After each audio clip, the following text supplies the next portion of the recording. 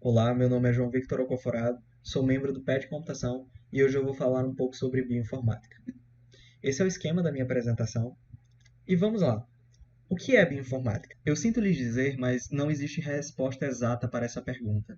Mas, de maneira geral, eu acho que poderíamos defini-la como a aplicação de ferramentas computacionais para organizar, analisar, compreender, visualizar e armazenar informações biológicas.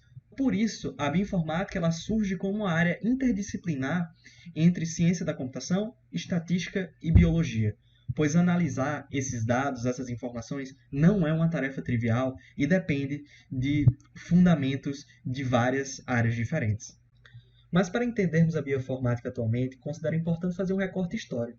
Para isso, vamos voltar a 1866, quando Gregor Mendel publicou seu estudo sobre a hereditariedade, que nada mais é do que a explicação para a transmissão das características de um organismo para as suas outras gerações. Mas apesar disso, Mendel ele não sabia qual era a biomolécula responsável por armazenar essa informação genética da hereditariedade, e muito menos por transmiti-la. Então foi apenas em 1944, através dos estudos de Oswald Avery, que se identificou essa molécula. E estamos falando sobre o DNA. Mas identificar a molécula e entender o tipo de informação que ela carrega e como interpretar essa informação ainda é um passo muito grande. Então foi apenas em 1961 que Marshall Nirenberg decifrou o código genético. Mas afinal, o que isso significa?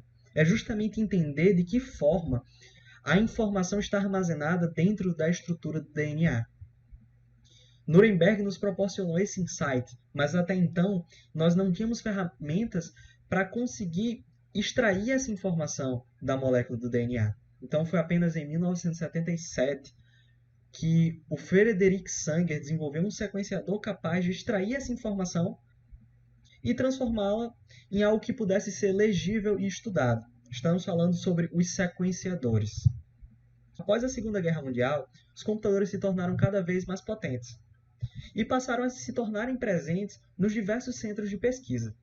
Eles puderam ser usados, por exemplo, para desenvolver o chamado Projeto Genoma Humano, que associa todas as descobertas até então relacionadas à informação genética e, a partir disso, conseguem construir algo concreto com todos esses conhecimentos.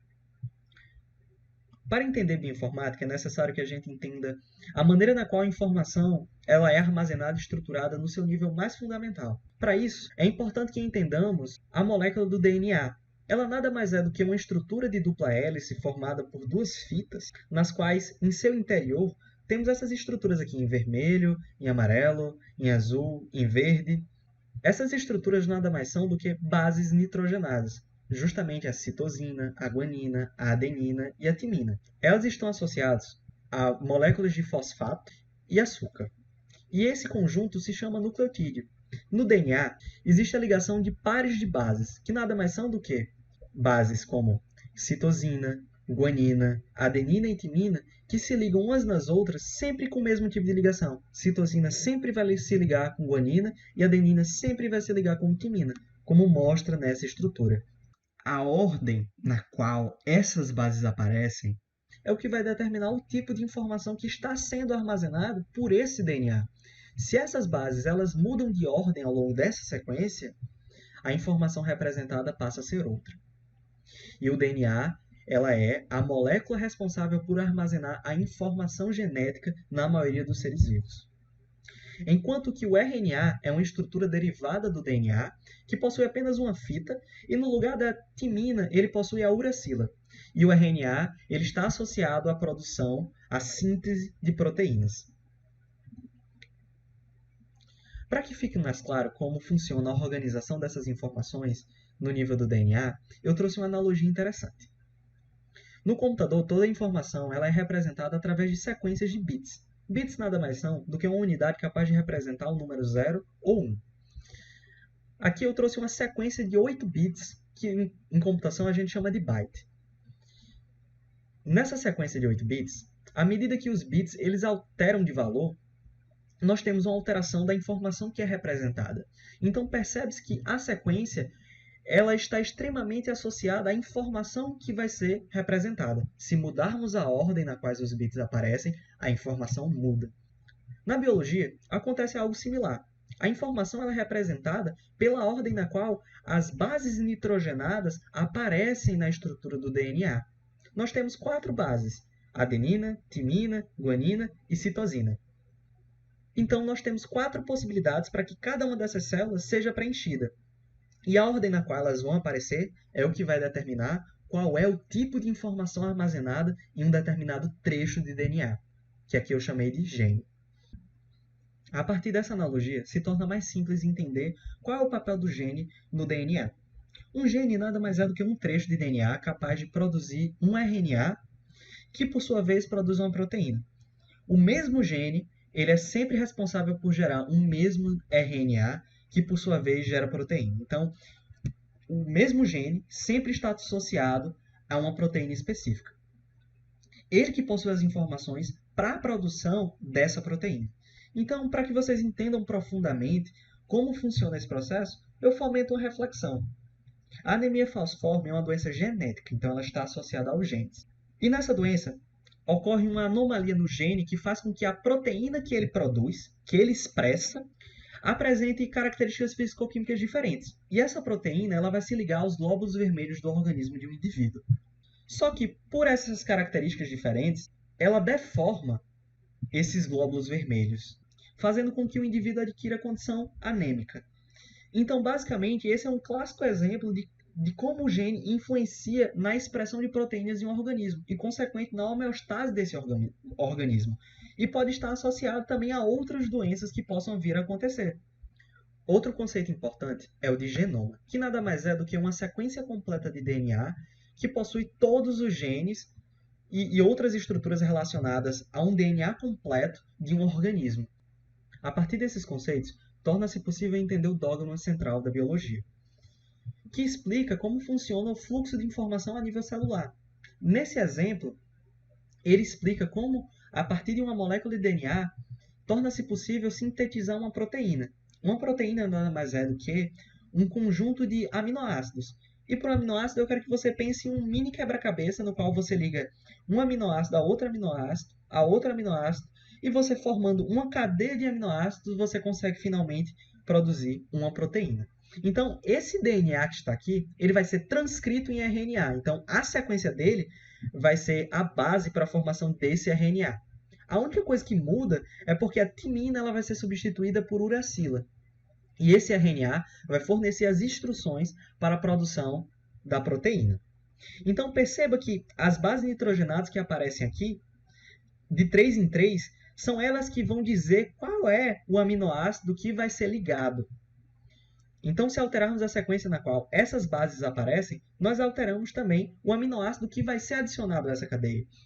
E a partir disso nós conseguimos formar diferentes proteínas. Então, por isso que diferentes genes formam diferentes RNAs que formam diferentes proteínas. Eles são extremamente importantes nesse processo, e esse processo é o que chamamos de dogma central da biologia. A genômica e a proteômica são as duas grandes áreas da bioinformática.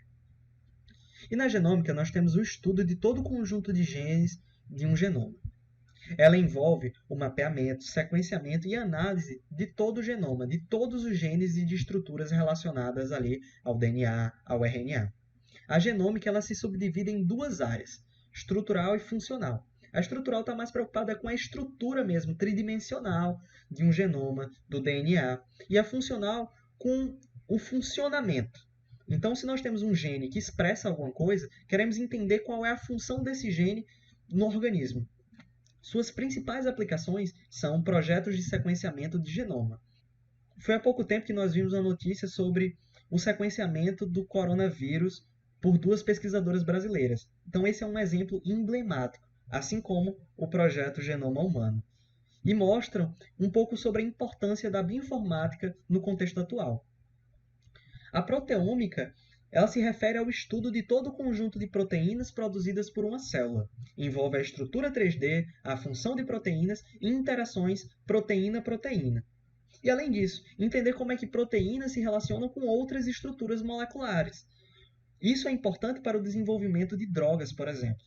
A proteômica se subdivide em 3 áreas: estrutural, funcional e de expressão. Estrutural e funcional assemelha-se ao que já foi falado, mas a nível de proteína. E de expressão está relacionada a entender quais são as estruturas responsáveis pela produção de determinada proteína. Quais são os fatores que levam à produção dessa proteína, ou seja, à sua expressão, em maior nível ou em menor nível. Suas principais aplicações são o desenvolvimento de bancos de dados para armazenar as informações associadas às proteínas que são estudadas e também o desenvolvimento de softwares para o design de medicamentos auxiliado por computador. Então tem uma importância enorme no desenvolvimento de medicamentos.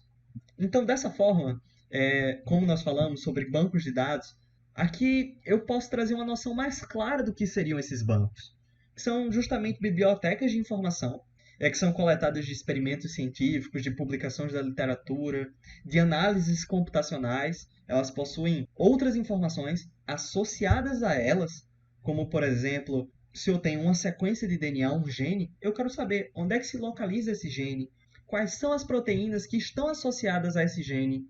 E a nível molecular, eu quero saber quais são as propriedades físico-químicas de uma molécula. Eu quero saber os artigos que falam sobre aquela molécula. Então, a base de dados ela é uma maneira de relacionar todas essas informações de maneira que seja fácil do pesquisador identificar essas entidades, que ele possa pesquisá-los para sanar dúvidas e tentar identificar informações interessantes para seus estudos.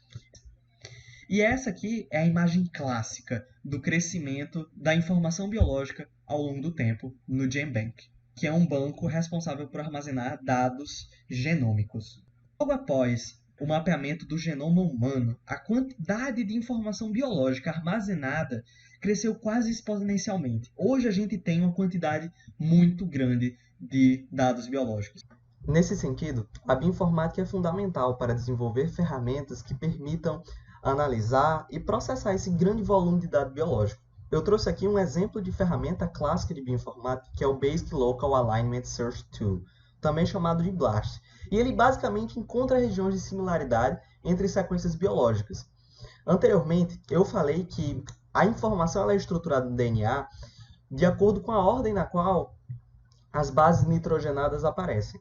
Então, geralmente, o bioinformática ele trabalha com arquivos imensos de TXT que contém várias sequências dessas bases. E, por dizer sequências dessas bases, eu quero dizer que são as letrinhas na ordem que elas aparecem na sequência do DNA.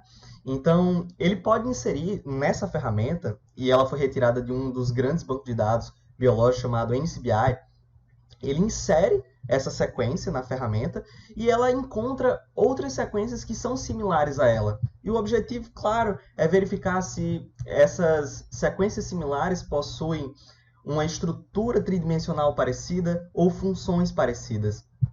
De forma similar, ele pode colocar, para pesquisar se uma proteína ela é similar a outra ou se ela tem propriedades físico-químicas iguais. Mas não só isso.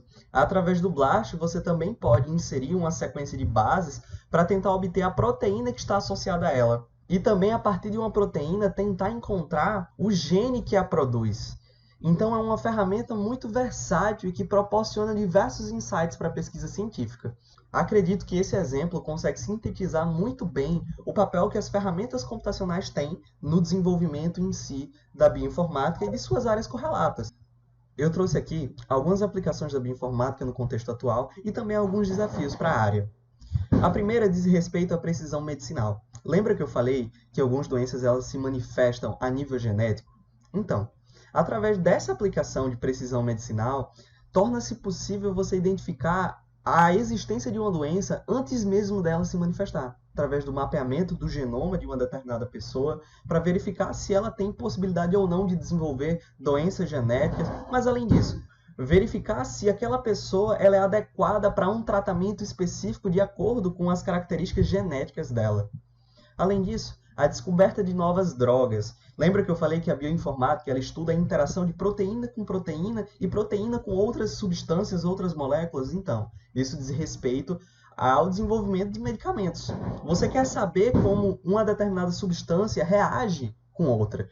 E a bioinformática contribui nesse sentido e ainda ajuda a reduzir muitos custos na descoberta de drogas. E também permitir que essas drogas possam atuar de acordo com as especificidades de cada indivíduo também, a nível genético, verificar se ela é viável para aquele indivíduo específico. Hoje o que temos são, na verdade, tratamentos que são generalistas. A bioinformática ela pode auxiliar nas plantações, identificando quais são os genes interessantes para determinadas plantas, para garantir a elas mais resistência ou para serem mais saudáveis também. E no mapeamento genético dos agentes patogênicos que podem interferir nas plantações, para criar mecanismos para combatê-los. Além disso, identificar o quão tóxica é uma substância é essencial para conduzir todos os experimentos adequadamente. Mas, infelizmente, os métodos laboratoriais que nós temos atualmente, eles não são suficientes para identificar como determinada substância vai se comportar em um contexto real. E os métodos computacionais têm se mostrado muito eficientes em tentar descobrir essa informação. E, finalmente, na segurança de dados. Pois, como se percebeu, todas essas áreas que eu falei, todas essas aplicações dependem essencialmente da coleta de dados. Então, garantir a segurança desses dados e principalmente a integridade deles é essencial, pois qualquer interpretação equivocada a partir de alguma corrupção do dado pode levar a consequências catastróficas. Então, parte do empenho da bioinformática é garantir que esses dados eles continuem íntegros, para que eles possam ser disponibilizados para diversas pesquisas. Essa apresentação chegou ao fim. Eu espero que vocês tenham gostado dos conhecimentos e entendido um pouco mais do que se trata a bioinformática.